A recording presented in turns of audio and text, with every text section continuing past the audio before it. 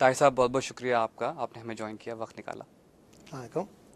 طاہر صاحب یہ بتائیں کہ آپ کا جو اتنا ایکسٹینسو بیک گراؤنڈ ہے ایکیڈیمکس کے حوالے سے، آج کل پوری دنیا میں ایک چیز سننے میں آ رہی ہے، madrasa reform. Everyone's talking about it, سب اس کے بارے میں بات کر رہے ہیں.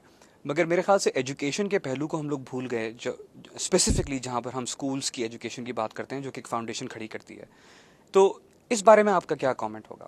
دیکھیے جی، ہماری ریسرچ کا جو مین کنٹریبیوشن ہے اس ڈبیٹ میں، اور آئی تھنک وہ کافی انفلوئنشل ثابت ہوا ہے کافی ادھر امریکہ میں بھی اور شاید پاکستان میں بھی، وہ یہ ہے کہ مدرسہ سیگمنٹ آف ایجوکیشن جو ہے وہ پاکستانی ایجوکیشن کا سب سے چھوٹا سیگمنٹ ہے.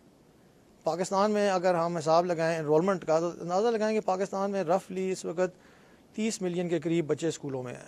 مدرسہ نمبر جو ہے is by some estimates is between 1% to 3 to 4%. It's a very small segment of Pakistani education.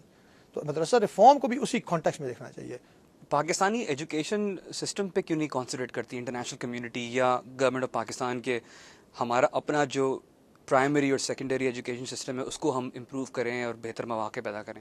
دو مسئلے ہیں ہمارے. ایک ایکسیس کا مسئلہ ہے ہمارا کہ جو گاؤں میں علاقے ہیں، خاص طور پہ بچیاں ہیں رورل ایریاز میں، ان کو اسکولوں میں کس طرح پہنچایا جائے. اور اب جبکہ بچے اسکولوں میں پہنچ گئے ہیں، ہماری کافی بڑی انرولمنٹ پش ہوئی ہیں پچھلے سالوں میں، وہ بچے سیکھ کیا رہے ہیں، پاکستانی بچے کیا پڑھ رہے ہیں، ان کو کتنا آتا ہے. ہم نے دیکھا ہم بچوں کو ٹرین کرنا ہے آگے جا کے زندگی میں کامیاب ہونے کے لیے، اس پہ ہمیں فوکس کرنا ہے. And that's the rest of the Pakistani segment. جو آپ کی ریسرچ ہے اور جو رپورٹ ہے آپ کی پبلک اسکولس کے حوالے سے، اس کے بارے میں کچھ بتائیے کہ وہ کن پہلوؤں کو چھو رہی ہے؟ پہلا تو میں یہ کہنا چاہتا ہوں کہ ہماری جو ریسرچ کا جو پہلی چیز جو ہم نے سامنے لائے وہ ایکچولی تھا پرائیویٹ اسکولس کا مسئلہ. پرائیویٹ اسکول کا پاکستان میں ایک بہت بڑی مس انڈرسٹینڈنگ ہے. آپ اسلام آباد میں چلے جائیں، آپ کراچی میں چلے جائیں، پاکستان کی ایلیٹ سے پوچھیں، اینڈ ود ڈیو رسپیکٹ اگر میڈیا سے بھی یہ پوچھیں، چاہے ہماری الیکٹرانک میڈیا ہوگی یا اخباروں میں، تو پرائیویٹ اسکولس کا بھی ایک خاص ان کے دماغ میں کریکیچر ہے. جس طرح مدرسے کے بارے میں کریکیچر ہے کہ یہ بہت بڑا سیکٹر ہے، ہر جگہ پھیل رہا ہے. ہم نے کہا کہ وہ بالکل نہیں پھیل رہا. تو پرائیویٹ اسکولس کے بارے میں کہا جاتا ہے کہ جی یہ ایلیٹ اسکولس ہیں اور یہ ہائی چارجنگ فیس ہیں ان کی، اور یہ جو ہے یہ ماں باپ سے بہت پیسے اینٹتے ہیں اور ایک امیروں کے لیے اسکول ہے. ہماری ریسرچ ایکچولی بالکل الٹ بتا رہی ہے. ہمارے پاس ڈیٹا ہے اب تقریباً 35-40 ہزار پرائیویٹ اسکولوں کے اوپر. ایک اسکول کا ڈیٹا ہے، کتنے ٹیچر ہیں، کتنے اس میں بچے ہیں، کیا کیا ان کی تعلیم ہے. عام پرائیویٹ اسکول جو اس وقت ہے اس کی مین گروتھ جو پاکستان میں ہو رہی ہے وہ رورل ایریاز میں ہو رہی ہے، اور وہ لو انکم پرائیویٹ اسکول ہے.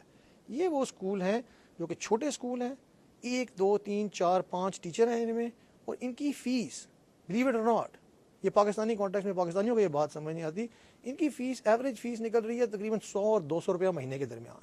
آپ شہروں میں چلے جائیں، ابھی اٹک ڈسٹرکٹ میں کام کر رہے ہیں، اٹک ڈسٹرکٹ میں آپ کسی بھی گاؤں میں چلے جائیں، فیصل آباد چلے جائیں، رحیم یار خان چلے جائیں، پنجاب میں کہیں بھی آپ چلے جائیں، میں مثال دے رہا ہوں کہ پنجاب کی زیادہ تر یہ چھوٹے چھوٹے اسکول کھلے ہوئے، sunshine public school, Gulrez public school, نیا مسلم ماڈل اسکول، 150 روپیہ فیس ہے، بچے پڑھ رہے ہیں، بچیاں پڑھ رہی ہیں، چھوٹے چھوٹے اسکول ہیں. یہ پاکستان کا ریالٹی ہے.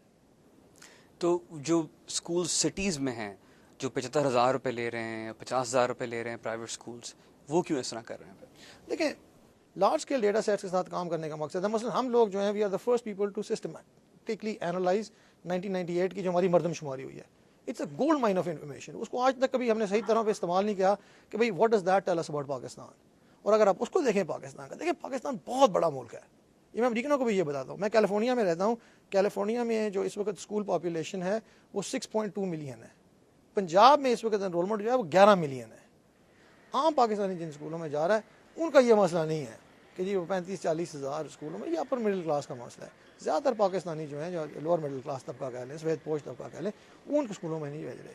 تو ان کے مسئلوں کے بارے میں دیکھیں، ان کی جو اسکولنگ انوائرمنٹ ہے that is the true environment of Pakistan, اور جہاں کام کی ضرورت ہے وہ اسی سیگمنٹ میں ہے. پہلی لک ہے ہماری واقعی کہ بچے کیا سیکھ رہے ہیں، اور یہ جو سیکھ رہے ہیں اس میں گھر کے ماحول کا کتنا اثر ہے، کیونکہ ہم ان کے والدین کو انٹرویو کر رہے ہیں، ہم ان کا دیکھ رہے ہیں کہ ان کے پاس پیسے کتنے ہیں، ان کے گھر میں کتابیں کتنی ہیں، ان کو کتنی دفعہ پڑھایا جاتا ہے، ان کی ٹیوشن کتنی کرائی جاتی ہے. پھر اسکولوں میں دیکھ رہے ہیں کہ اسکولوں میں انفراسٹرکچر کتنا ہے، کیا ہے، ٹیچروں کو دیکھ رہے ہیں، ٹیچروں کی تعلیم کتنی ہے، کس طرح ہے. تو یہ سب چیزیں ہم ایک holistic picture of a child's educational environment لے رہے ہیں.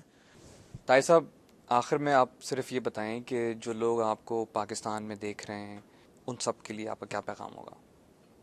پاکستانیوں کو اس وقت کافی کام کرنے کی ضرورت ہے، ہم سب کو. دیکھیں عموماً پاکستان کے بارے میں کہتا ہے ایک جنریشن کام کرتی ہے کھاتی ہے، تو جو کھانے کا ٹائم تھا وہ گزر گیا ہے، کام کرنے کا ٹائم ہے. I think that's the only thing. اس میں there is it's just you just have to keep on going. میں کسی صورت یہ نہیں مان سکتا عام پاکستانی بچہ فیصل آباد کے کسی گاؤں میں بیٹھا ہوا چک جمرہ تحصیل میں کسی صورت یہ نہیں مان سکتا کہ وہ بچہ کیلیفورنیا کے سکمور اسکول وہ بہت زبردست اسکول ہے اس کے کسی بچے سے کم ہے. سو آئی تھنک یہ ہماری ذمہ داری ہے کہ اس بچے کو اپرچونیٹیز پرووائڈ کریں تاکہ وہ آگے بڑھے. بہت بہت شکریہ آپ کا. Thank you.